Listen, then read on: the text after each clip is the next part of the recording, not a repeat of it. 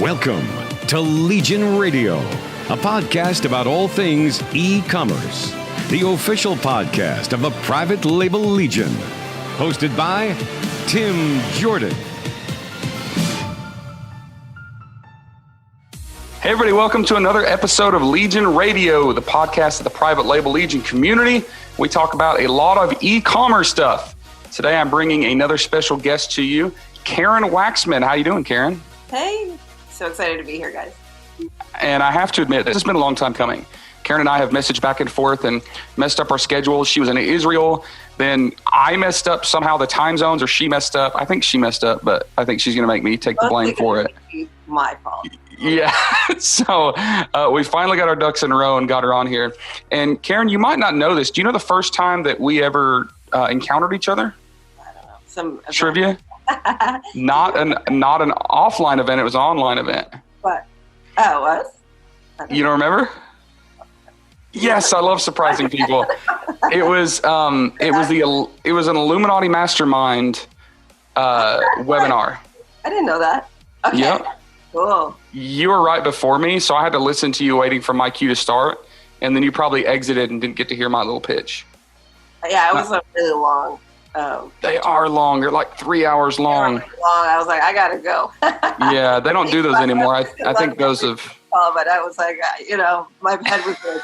But some people can handle that. I have ADD or something. I couldn't.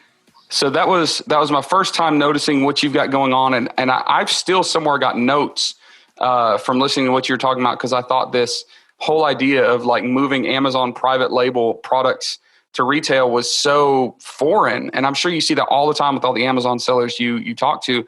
Everybody forgets that an Amazon seller is still just a product seller, right? So like your product can be sold anywhere as long as you get it ready.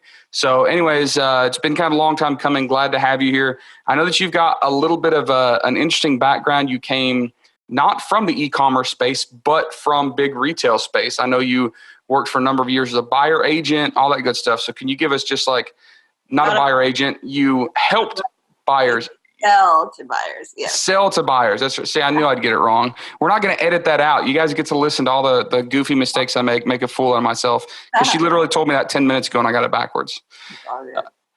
So all good. I'll clean it up. Don't you worry. There you go. All right. So give us the brief rundown on your experience and kind of like the world you lived in with the retail buyer space. Yeah. So again, my name is Karen Waksman. I'm the founder of a company called Retail MBA. I started my career out as a manufacturer's rep. That's a sales rep that sells products to retailers. Back in early 2000s, I used to sell products to all the major retail chains. I started in fashion, then I changed to jewelry, and then to accessories, and then to gifts, and then to and it turned into like a lot of different product categories. And I did that for many years. I loved selling products into retailers. I was good at it. Never thought I would be a speaker, teacher, writer. Never thought I would be sharing my, what I did with others. About 10 years ago, I had kind of like a lightning bolt moment where I saw that all these people who had these great products, who wanted to get products into stores, actually couldn't do it. Not because they didn't have a great product, but because they just didn't understand how retailers operated, what the retailers wanted, and instead were coming to me to try and help them fix that. But I wouldn't even be able to sell for them because they didn't understand what they had to do as business owners. And so I kind of just got an aha moment understanding that these people really need a little bit more data and nobody was helping them. So ultimately, I decided to, write out my formula, write out what I did, because I wasn't going to be able to help them anyways, and I just wanted to help people out. Anything from packaging to pricing to what's going on with the retail space, what to say to buyers to get them to buy all these things. And then ultimately, I started teaching it to like the creative types, because I loved them, the engineers, the ones who made all this cool stuff, but then like didn't even know how to talk to anybody. Yep. I was like, I want to help those guys because I did it on the side. I just wanted to I just wanted to help. I did that. And these guys were getting into stores and it was like, oh my God, that's kind of cool. That for years, just for fun, 2 years, I should say, on the side. And then eventually I'm like, I love this, And so I started speaking all across the globe and speaking at the Consumer Electronics Show and Digital Marketer and, Alibaba, Global Store, all these different places teaching this thing. And a lot of people got into retail chains over the years. It's been pretty magical. It's been my, big love. And Amazon sellers came on 5 years ago. All of a sudden, you guys had the 6 years, maybe the Wild West going on. You guys started learning how to make money on there. And then you guys started freaking out over, okay, I'm on Amazon, but what else could I do? Where else can I sell? Or Amazon started increasing the fees and all these things and all your monies in Amazon. So then I started working with Amazon sellers to help them out. And at first it weirded me out because they were all just private label. And I was used to inventors and creative types.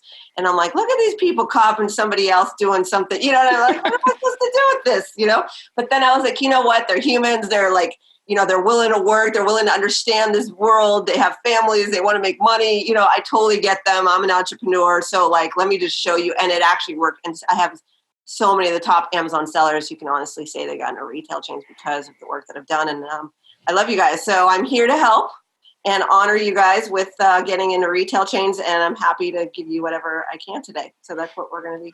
All right. So let me dive in a couple things you said there that kind of piqued my interest. One is, I think that you called us kind of weird as Amazon sellers, right? Did any of you that are listening feel a little bit of shade being thrown there? But it is interesting. And I feel like there's a big difference between like true product inventors and the typical private label Amazon seller. I know there's a difference there. Now, it doesn't mean that like I have people in our Centurion League coaching program that are like private label sellers that are inventing new items. Like it happens. But most of the time it is kind of like following in the footsteps of somebody else. You're just making a better one, or you'd like take a cheap Chinese idea, make it a lot better, put it in better retail packaging, make it a better product. But you don't see any reason why these typical Amazon, quote unquote, Amazon private label sellers can't eventually make it to big box retail, do you? Not at all. Actually, so when I first met them, I was like in shock. I was like, what is this world of people who are just doing this? So it was me, like, because I was so used to a different. Mm-hmm. Then I looked at what they did. And to be honest with you, I understood, like, what is an inventor? An inventor, they don't really create anything new. They create the next version of an existing product. They're just slightly tweaking whatever's already out there. Yeah. I mean, to be honest, if you look at products, everything is exactly the same, just a better version, a lighter version, a cooler version, a more poppy packaging, whatever. They know how to do it. So so that's what I realized the Amazon sellers just needed to do. They just needed to look at their product. Sometimes they got a winner where somebody just created a product that was kind of interesting and new, and they didn't have to do much, and they just needed to sell it, and you guys were really good at selling it, so why not continue on to retail? Sometimes you guys had a really boring product, like the umbrella. The umbrella guy is my favorite. You know what I mean? He's like killing it on Amazon, and he's like king of umbrellas. And I love that guy, but I'm like, dude, bring me a cooler looking umbrella than the black one that the whole world is selling. But you can do that. You can tweak that umbrella to make it have a magical design with a cool little switchy thing. I mean, it's stupid, but that's what an inventor does. That's what a creator does. So that's why Amazon sellers can do that too. Do you care enough to tweak it a little bit if you have to, if you really picked a boring one, to make it whatever? And trust me, all the buyers have seen every single thing, but they're okay with the slight tweak upgrade if it's newer version of a product that's already converting and selling. But again, there's stuff involved in that as well. So what I'm hearing is empowerment. I'm hearing encouragement, because I think so many people think that, like, unless I create the new squatty potty or, some like crazy thing, they can't make retail. So you're saying that there's not actually that big of a gap that most quote unquote Amazon sellers are missing. No, it just, you know what it is? It's like sometimes they're so comfortable behind the scenes and they don't want to change whatever it is they're doing. And so that's the hard part. I can't fix that. You know what I mean? But if there's a little inspiration, a little motivation, a little bit of excitement about willing to do, to learn a little bit about this audience, then, if there's something in you that you're willing to do a little bit of work, I could show you those steps, because I work with so many Amazon sellers who actually want to do the work. If you're willing to do the work a little bit, I can show you how to do it. So, I mean, not just me or anybody. Like, even without me in the equation, I'm not trying to hustle here. I'm saying in the world of retail, you should consider it, because it's a really nice place to put your product in if you are willing to do a little bit. All right. So I have to ask the obvious question. Most of this audience are e-commerce sellers, and a lot of us are there because we know that is kind of the wave of the future. More businesses and more buying and more consumers are going online. Is it still worth it to sell in retail? And can you explain why? Totally.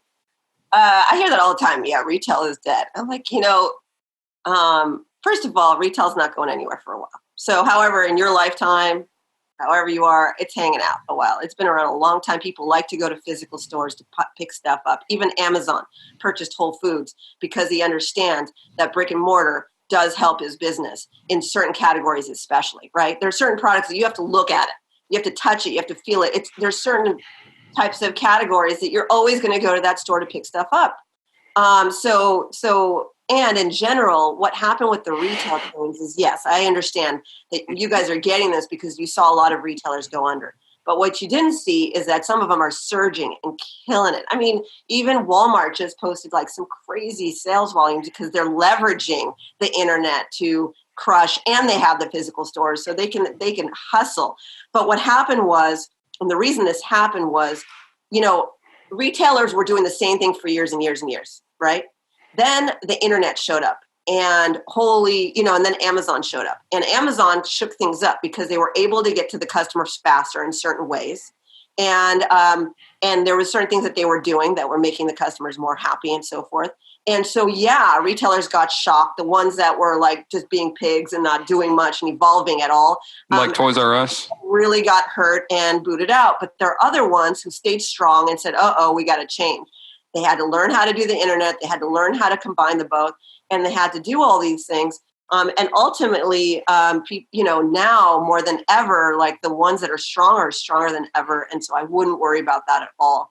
And trust me, like I have clients who just got on it, got the one product on TJ Maxx or whatever. And the rest is all on Amazon or whatever. And they're making millions of dollars on that one account.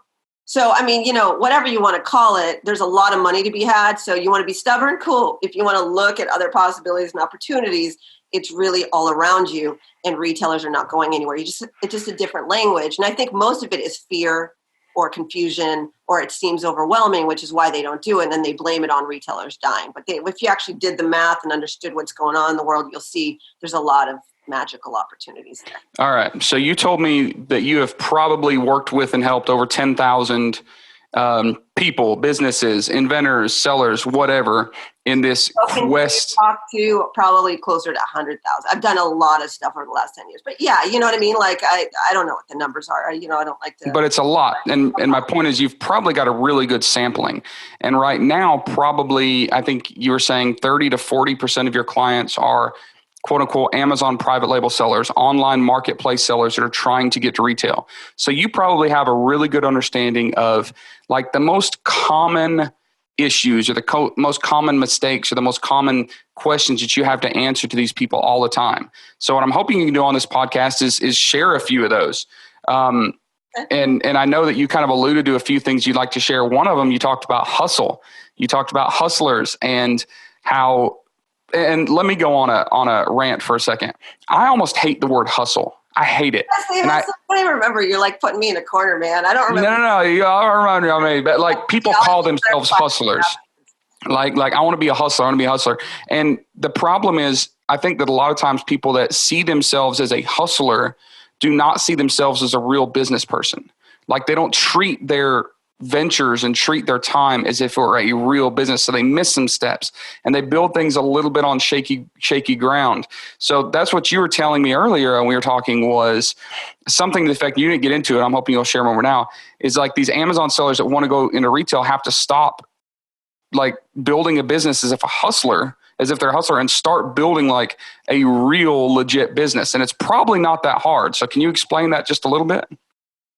Yeah. And what I said really what it comes down to is like, look, you're looking at like, I'm the same way, right? When I first started selling my information and whatever I was doing, it's online and you're just trying to figure out how to make money. And like, you're trying all the sorts of things. You're looking at videos, you're doing anything you possibly can to try and like make things work.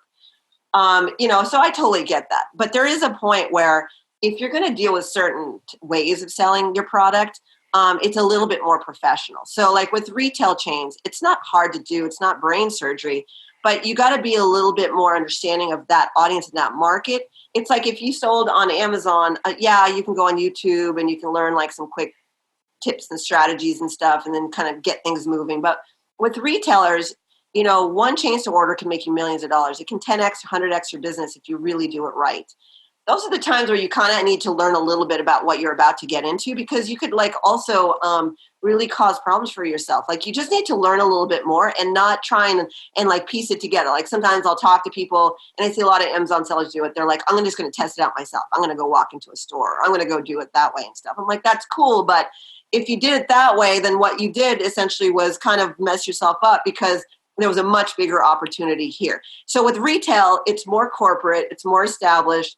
There's more money to be had. It doesn't require you to be that corporate or strategic. You just need to understand it's a different ball game with different verbiage, and you just need to understand it a little bit better versus just jumping into it and testing the waters out. Because if you actually could see how many opportunities there are in retail, the conversions could be immense for you. And so I think that doing that versus like, just sticking stuff to the wall and seeing if it works, take it a little bit more seriously, you know what I mean? And really understand the market a little bit before you jump into it, but then go for it. And I suspect there are some things you have to do business-wise to get ready, get a little bit more professional. Like you probably have to have insurances and like all that good stuff for these big retailers take care of you. So it can't necessarily just be like a side hustle. We just like walk up into a store and it's magical. Like we actually have to get a little more professional with understanding the not just the stores, but the whole like retail community. We have to make sure our business is compliant and ready to get into retail, because they're going to have some different requirements. And we kind of have to, from what I'm gathering, you're saying we kind of have to change our mindset a little bit when we walk in there and do some research and get some learning and understand how to attack those opportunities so we don't screw it up on the first time. Yeah. So, I mean, it's a fine line between telling somebody like, don't screw up and like learn a little bit and then they don't do it, versus having them understand that just like when you sold on Amazon, you needed to get certain, your product in a packaging, you needed to ship it somewhere, there's certain logistical things that you have to do. With retail, it's exactly the same things. There's certain processes you have to set up. You got to, you know what I mean? You got to get insurance, because if your product chokes somebody, the retailers don't want to get, there's just certain things that the retailers deal with that the Amazon sellers don't necessarily have to deal with, and so it's just a different learning path, and you just have to learn a little bit as to what you have to do. So agreed. I mean, there's just certain things that that just require more. It doesn't mean that it's like really hard to do or anything like that, but it is imperative to your success. Plus, buyers at retail chains want to buy on the spot. They're purchasing agents. Their job is to buy. I mean, that's all they do. They don't want a product that's not ready to go today for them to purchase. And so like, in order for you to get an order, you actually have to do X, Y, Z in order to get that buyer to even give you money. Otherwise, you're kind of wasting her time, because she's like, okay, I'm ready to buy on the spot, but you didn't do these things.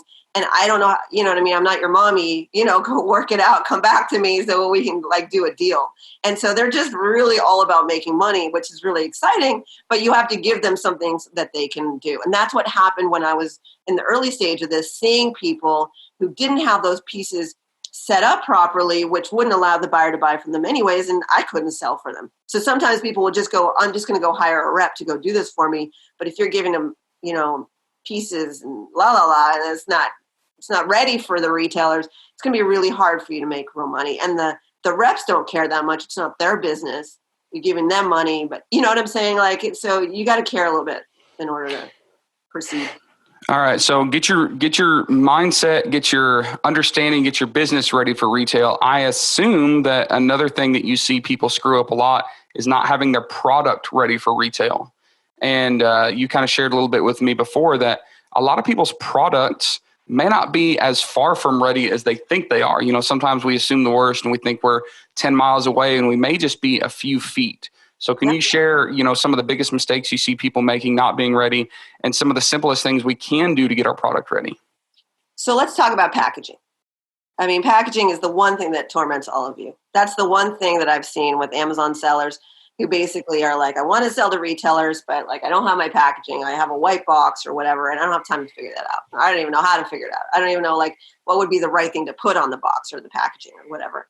So that's one example of something that Amazon sellers ask me about every single day. So let's just answer that for you and give you some things that you can do immediately. And this is actually, this is just how you handle packaging for retailers. Are you okay with that? Yeah, hit it. So basically, and packaging would be the number one thing. And then there's other things that, to set up properly. But for you guys, since it torments you so much, we'll just get into it. So packaging, how you figure it out. You go to your, you figure out which retailers you want to sell to. So you want to sell to Walmart or whatever, Target, go to Walmart, Target, and those types of stores. If your product's perfect for Macy's and those types of places, go to those stores, CVS, whatever it is for you, start walking around stores. Go to the section of the store where your product will fit.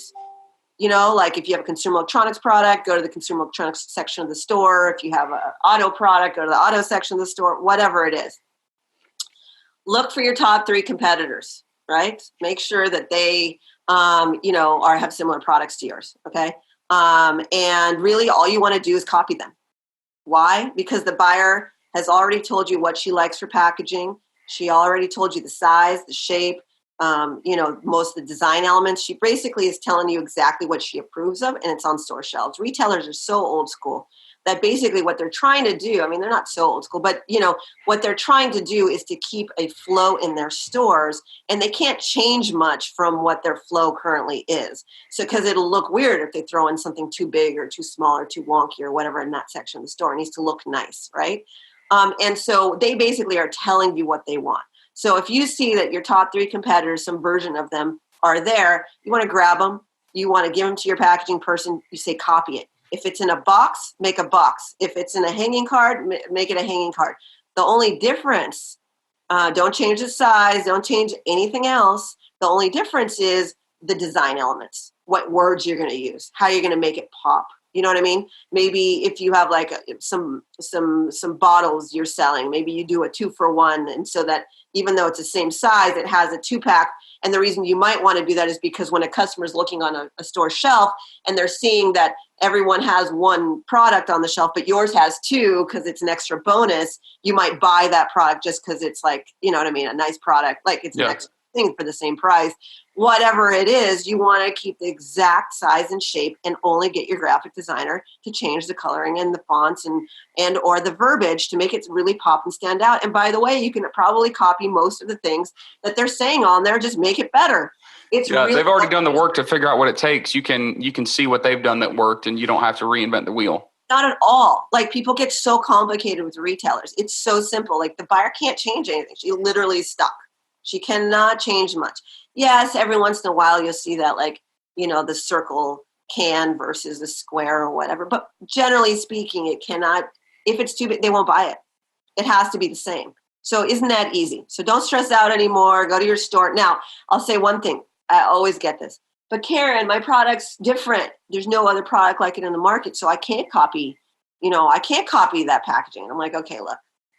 I'll use auto accessories as an example. So say you have a newer version of something that no one else is selling. We'll just give you that credit, even though most of the time it's kind of the same version of the same thing. Maybe yours is a tube while someone else is a clip. I don't know what it is. But the concept there is the same.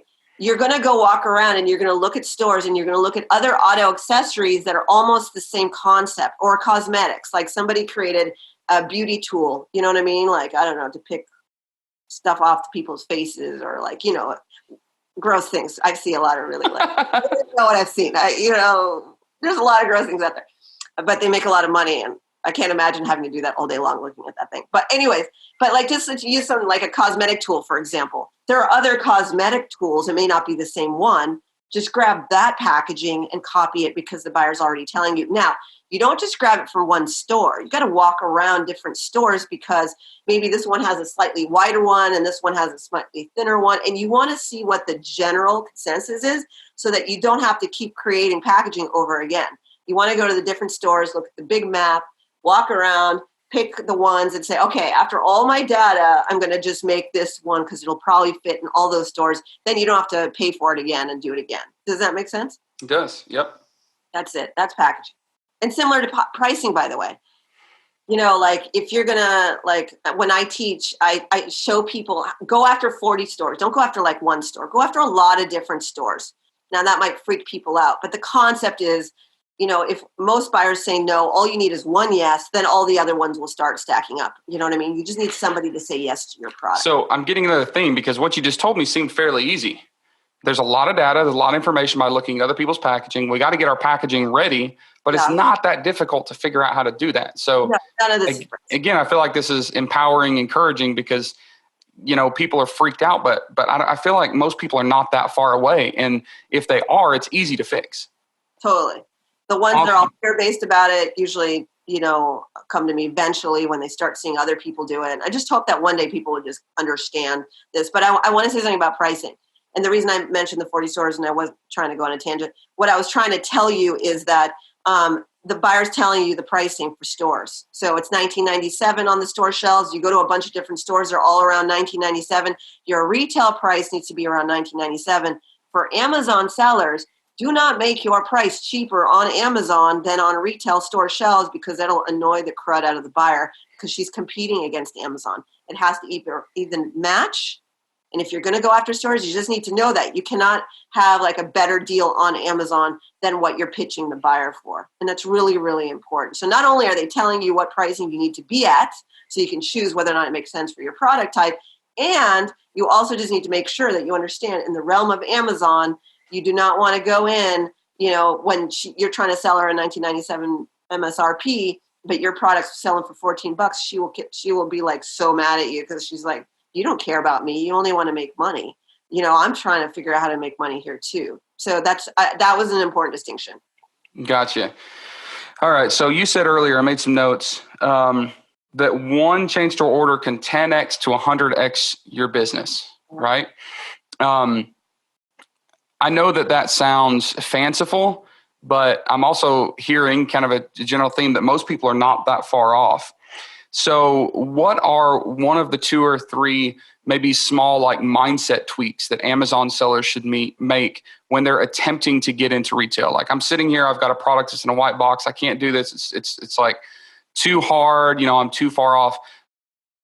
Like, how do you coach people and encourage them and say, hey, this is possible and you should definitely do this? How do you readjust people's thinking?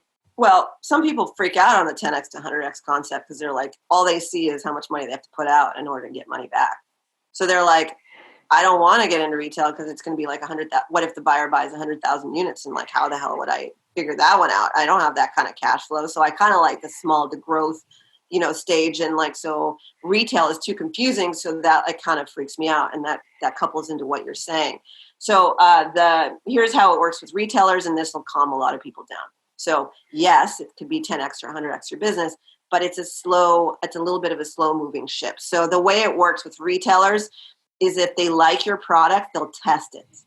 They don't just buy a ton of units. I've seen massive retailers buy 100 units of your product, 1,000 units of your product, 5,000, 10,000 if they think it's gold. You know what I mean? More if like they like are at Christmas and you have the exact product that they know will kill. Yeah.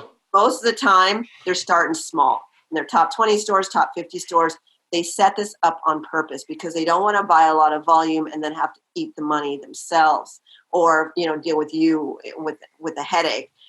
They actually want to do this together, right, as a team. So for those of you who are worried about that, they're going to start small in their first test, and you just got to make sure that the test converts, right? Because if it doesn't sell, then they're like, it's not working. But generally speaking, I feel like you'll be confident enough. There's ways to like make sure that it converts. You can tell all your friends. Sure.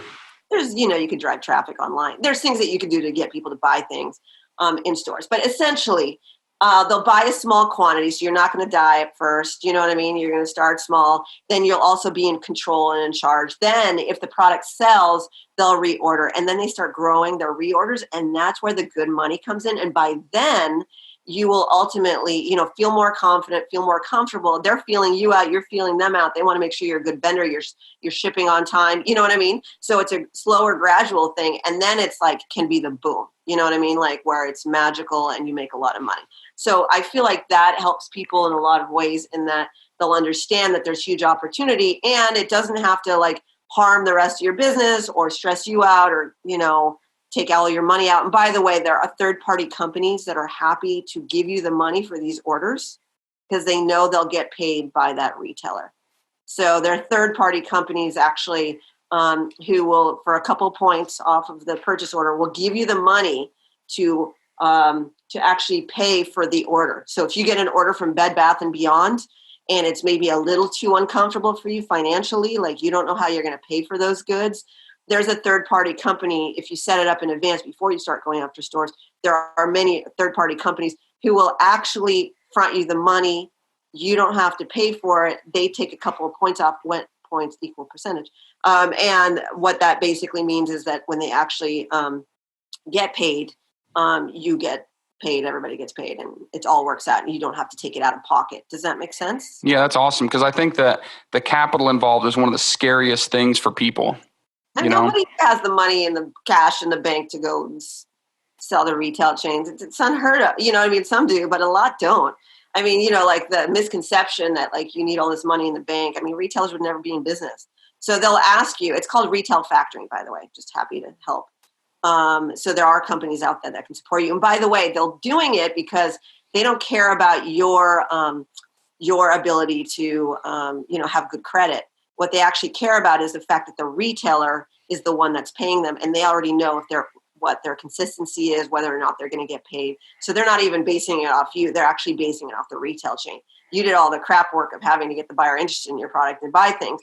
They get to leverage that and take a couple of points, and it's really not that hard for them. Does that make sense? Yeah, that's perfect sense. That's awesome. So that helps people out a little bit.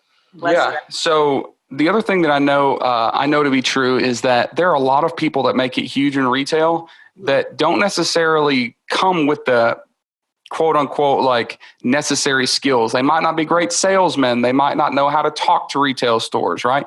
And I suspect you've helped a lot of people that were shy, introverted product designers, probably folks that had very little business skill, but you were able to get them into retail. So it's probably one of those things that most anybody can do it as long as they're accessing and using the different tools at their disposal. Is that an accurate statement?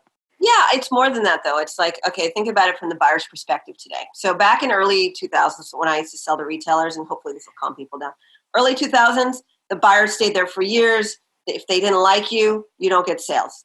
That's just it. You didn't like my hair that day, I'm done. You know what I mean? And then and the buyer never left, so I would never. So everybody has this conception that retailers, the buyers are there. You need to talk to them and take them to meals and all these things. It doesn't work that way at all. About 10 years ago, everything shifted, which is why I started teaching this stuff, because I realized it was the perfect time for business owners to start selling to retailers, because what the retailers did was they got rid of all the old school buyers, not rid of them, but what they did was they changed them around. So now buyers change jobs every 6 months to a year.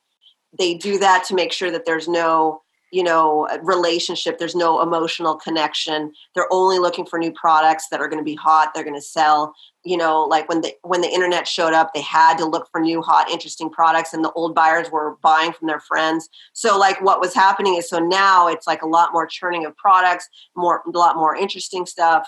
And so that's kind of, it's really, really supportive to the smaller company. Does that make sense? Yeah, it completely makes sense. So literally the time has never been better probably to take someone who's not quote unquote qualified and pedigreed and polished and can still get into retail. So and hire somebody. I mean, you don't have to do it yourself. That's true. But you do need to be the owner of this opportunity, because you are the one who's got to create it so that somebody can actually sell it appropriately for retail. So you can't just like completely offset all of it. I mean, there's packaging, there's pricing, there's certain things that you have to set up so that, and then, you know what I mean? But you can actually, like, I have so many people I know who actually go and work with people, to just do the reach out. But honestly, so the point is the buyers are so busy now looking at new products that the interaction is 15 minutes, maybe max on the phone There's not a lot of like, if they're looking for specific things in a specific way, just show me what you got, say it in a way that I'm going to like, just be excited about your product. Because if you say the right words, they'll hear you, set that up properly. It's mostly strategy. They'll pay attention to you. There's not a lot of like human contact. So that's why most of my customers are people out in the world are, who actually, sounds like I'm trying to sell what I'm doing, but I just, from my perspective, that's what I do all day long. But all I'm saying is that these buyers don't require a lot of emotional connection, relationship, or anything at all. And they're just looking for that product. And so the person who's shy, don't worry about it so much. You're not going to have some deep conversation with the buyer. I assure you, you don't have to turn into something that you're not. They're only looking at your product and making money. Gotcha. So one of the hot topics right now talking about businesses, and it goes back to like the term hustle. A lot of people build these business and, they're hustlers, but not thinking long-term. When I think long-term, I'm also thinking about things like an exit strategy, right? So how does having a few retail buying contracts affect the overall evaluation if you want to sell your business of a typical private label, private product type business? Yeah, I did an interview recently with a mergers and acquisitions expert. And he's a rock star, been doing it 40 years. And he was the one who actually initially, he's a dear friend of mine, and he kills it, multi-billion-dollar deal. I mean, he's just, and he actually sells a lot of Amazon businesses as well. He was the first one that got me to understand how imperative it is for people to add retail accounts to their businesses if they want to sell the company. Because what he was explaining is, look, I go out and I try and sell your company for you, and all your money is on Amazon. It's really complicated for me. It's not hard, and I do it, but you make a certain amount of money because what if Amazon changes and you're relying on somebody else's database and everything, So there's just certain limitations there. And so, yeah, it's great. I can make sure that they'll make money on it, fairly quickly, but in the long run, there's not a lot of stability there. If you bring me an account that includes a couple of retail accounts at some major stores, all of a sudden the investors are hungry for it, because not only do you have this Amazon business, but you have these retail accounts, and those retail accounts are worth way more than, to them, because it means stability. Not necessarily you're making more money, whatever it is, but it's stability. It shows the stability. In general, as a business owner, you should not put all your eggs in one basket. If it's not with retail, you got to diversify a little. And everybody kind of knows that now, I think. But it's really imperative. In terms of numbers, I have clients now who started with me, took their Amazon products, added a couple of retail accounts, sold their company within a year for millions and millions of dollars. And then what they do now is they actually go and create the product with retail strategy in mind, start a new product on Amazon and going after retail stores, because they know in 1 year they can sell the company and that the investors will go out and buy it. I mean, and for, millions of dollars because those accounts. So you can increase the valuation of your company by, 1 to 3 points per retail chain account. And also just in general, the buyer, the investor, the person purchasing your product, company as a whole, there's so many more intangible desires around that because it's more stable. Make sense? Sure. Yeah, it makes complete sense. Awesome. Well, I feel like I'm overwhelmed. I feel like you've given a lot of information and a lot of hope. I know it sounds super cheesy, but also, I was going to say also a lot of reason. A lot of people think, why does retail matter? When we look at valuation and that, one order, through a retail store could be, millions of dollars of orders, and you don't need a lot of capital to get started. There's so many tools and resources out there, and it is worth doing that. It's definitely worth looking at, because the truth is, even when it comes to private label products on Amazon, people are upping their game. They're getting amazing buyer experience packaging put together. And so a lot of these lanes are starting to get tighter anyways. And a lot of these connections are being made. So it does make sense to at least look at this. So I feel empowered. I feel like I've got products right now that I want to be like, hey, what do you think of this? How can we get this in store that I wasn't thinking about before? So super, super cool stuff. And I know that you do some consulting, you do some training, you have a kind of a step-by-step course, show people how to get into retail. I'm going to pitch it for just a second, tell people how to get to it. For those of you listening, this is not a affiliate link. I'm not getting a cut on this, nothing. I just know that I've seen Karen's information around long enough. I know that she has a good enough reputation in the industry, and some people that I really respect talk highly about what she does and the information that she gives. And I know she lives, eats, sleeps, and breathes in this world of taking products to retail. So if you look in the show notes, you'll see links for her kind of her website information. It's retailmba.com, retailmba.com. Karen, you've also got Karen W at retailmba.com is your email. You guys can hit her up on email, and your phone number is 1-855-RETAIL-2. I feel like we got to have a better jingle than that. You kind of got jingle-ish, and you kind of you got a little weak. What? You just got to get more. You got to get more tone difference. You got to get a little higher, a little lower. I like the number 855-RETAIL-2. I think that's 855 Retail 2. I'm going to remember it forever now. I am. You're probably right. Oh, man. Well, Karen, thank you so much for being on the podcast. Those of you that are listening, make sure to like our Facebook page to get notifications of new content. Join our Facebook group, Private Label Legion group on Facebook, privatelabellegion.com. Business is hickory-flats.com. Check out Karen. Like her Facebook page. Follow what she's doing.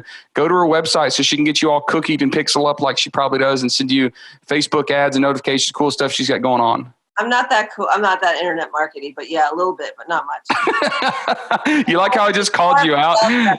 Those of you that can't see the video, she got really quiet there. She was like, what do I say? Because that was awkward.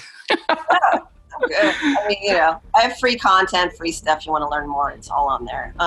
Free content on the website. That's awesome. Yeah, and I do more than just training courses. I do everything. So I'm so happy to support anybody. And either way, just don't be afraid of retail. It's silly, and you're missing out on a lot of opportunities. And I'm just happy to inspire in any way. So that was my goal here. Thank you so much for letting me. Awesome. Well, thank you. Thank you all for listening to another episode, and we'll see you guys on the next one. You've just wrapped up another episode of Legion Radio, hosted by Tim Jordon. Past episodes, links, and show notes can be found at privatelabellegion.com.